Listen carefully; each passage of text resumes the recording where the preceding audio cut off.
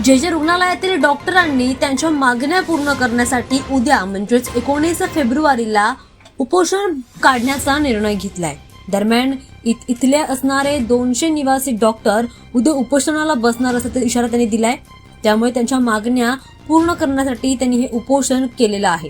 दरम्यान डॉक्टरांच्या निर्णयामुळे आता रुग्णालयातील आरोग्य सेवांवर मोठा परिणाम होण्याची शक्यता व्यक्त केली जाते।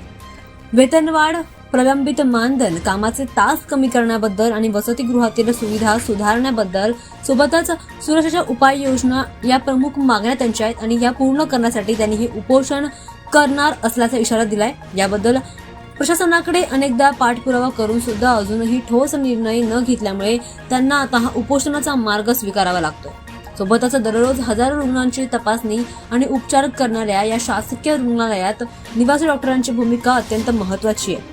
मात्र जर डॉक्टरांनी उपोषण केलं तर रुग्णांची मोठी गैरसोय होईल असं देखील सांगितलं जाते। या उपोषणामुळे बाह्य रुग्ण आणि आपत्कालीन सेवा यांवर ताण देखील वाढू शकतोय।